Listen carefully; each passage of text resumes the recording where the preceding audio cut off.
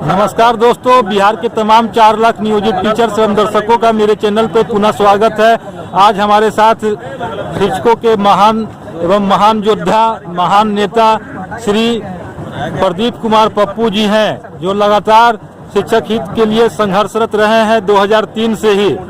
आज हम इनसे जानेंगे कि पटना के ऐतिहासिक गर्दनीबाग धरना स्थल पे इनके आह्वान पे बिहार के तमाम जिलों से जो शिक्षक आए, अभूतपूर्व संख्या में, भारी संख्या में लोग शिक्षक यहाँ पे मौजूद थे और इनको आज सरकार के द्वारा 5 सदस्यीय टीम के द्वारा वार्ता के लिए बुलाई गई थी। वार्ता में क्या कुछ बातें निकल कर के आई है, उसका निष्कर्ष हम हमारे दर्शकों को बताएं। प्रदीप जी, मेरे चैनल पे आपका स्वागत है। पूरे बिहार के 4 लाख प्रारंभिक, माध्यमिक, उच्चतर माध्यमिक नियोजित शिक्षक एवं पुस्तकालय अध्यक्ष लगातार राज्य सरकार के उपेक्षित रवैया से आर्थिक, मानसिक, शारीरिक प्रताड़ना का शिकार होते रहे हैं। संघ भी सरकार की ऐसी नीतियां के विरुद्ध लगातार अपने हक हुकूक को पाने के लिए संघर्षरत रहा है।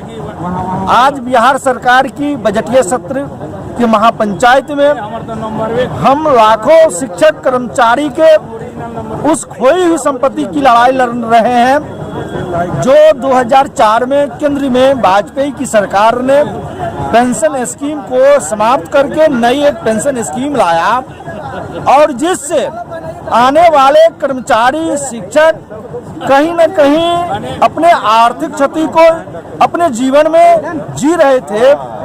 उन चीजों को बिहार राज्य प्रारंभिक शिक्षक संघ उस पीड़ा को देखा और उस पीड़ा को दूर करने के लिए हमने मिशन 2019 तय किया, क्योंकि 2018 मिशन जो हमारा था माननीय सुप्रीम कोर्ट में समान काम समान वेतन के लड़ाई में बीत गई और 19 हमारा मिशन बना है कि पूरे शिक्षक कर्मचारियों को पुरानी पेंशन स्कीम से लाभान्वित करो, पुरानी पेंशन स्कीम लाओ और जो नई पेंशन स्कीम है उसे समाप्त करो, उसे वापस लो। इसी पर हम आज विधानसभा के समक्ष बिहार के लाखों शिक्षक उपस्थित होकर बिहार सरकार को बताने आया है कि अगर 2019 में आप खोई हुई बिहार के शिक्षक कर्मचारियों की पुरानी पेंशन स्कीम लागू नहीं करते हैं तो आपको भी 2019 में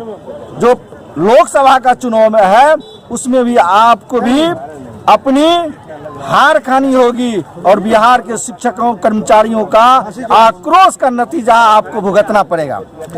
शिक्षा सचिव आर के महाजन से जो आज आपकी वार्ता हुई, उसमें मुख्य एजेंडा क्या था, मुख्य बिंदु क्या था, किन किन बातों को लेकर आप चर्चा किए?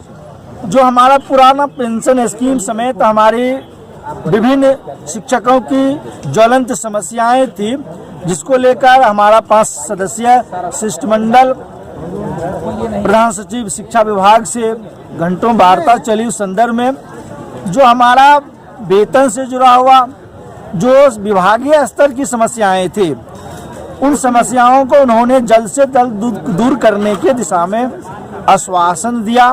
साथ ही उन्होंने पुरानी पेंशन स्कीम और संवैधानिक अधिकार, समान काम समान वेतन के मुद्दे पर उन्होंने न्यायालय की बात कहकर इससे किनारा हुआ और पुरानी पेंशन स्कीम पर उन्होंने राज्य सरकार के मामले सेवा शर्त से जुड़ा हुआ है, ये सारे चीज कह के उन्होंने इससे अलग होना चाहा।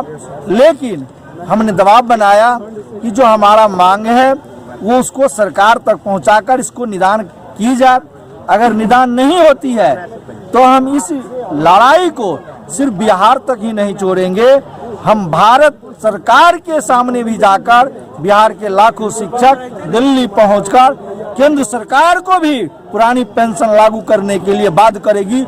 हम उस दिशा में आगे बढ़ चुके हैं और ये जब तक हम हासिल नहीं करेंगे तब तक हम दम नहीं लेंगे, क्योंकि बिहार के नियोजित शिक्षकों में जो उबाल है, जो संघर्ष करने की क्षमता है, वह इस हक को पाने में सक्षम है और उस लड़ाई को हम लड़ेंगे। प्रदीप जी, वर्तमान समय में शिक्षकों की सबसे ज्वलंत समस्या समय पे वेतन नहीं मिलना है। जीओबी मद के कई जिलों में अभी तक भुगतान नहीं हुआ। इस संबंध में महाजन जी के द्वारा क्या आश्वासन दिया गया? निश्चित तौर पर मैंने पहले ही कहा कि जो व्यक्ति काम करता है और काम के एवज में जो मजदूरी मिलना चाहिए वह नहीं मिलना समय पर, यह सबसे बड़ा दुर्भाग्य स्थिति है। और बिहार में खास करके नियोजित शिक्षकों के मसले पर देखा जाए तो कभी एसएसए का मामला, कभी जीओबी का मामला, कभी लॉक की प्रक्रियाएं, कभी आवंटन नहीं होने की बातें, ये तमाम चीज सरकार के विफलता का प्रतीक है। और बिहार के शिक्षकों को महीनों दिन महीना वेतन नहीं मिलता है, जिससे उन्हें किस तरह परिवार चलाना पड़ता है ये बताने की आवश्यकता नहीं है। प्रधान सचिव ने इस बात से सहमत भी था कि शिक्षकों का समय पर वेतन मिले, हम इंश्योर करते हैं और उस दिशा में काम करेंगे। इस तरह की जो समस्याएं हैं उसको हम दूर करेंगे और समय पर मिल जाए उस दिशा में हम आपकी बात को निदान करने की दिशा में काम करेंगे। तो उम्मीद की जा रही है कि जटिल समस्याएं हैं, समय पर वेतन नहीं मिला, लेकिन प्रधान सचिव के आश्वासन से उम्मीद जगी है शिक्षकों को कि समय पर अब वेतन मिल जाएगा।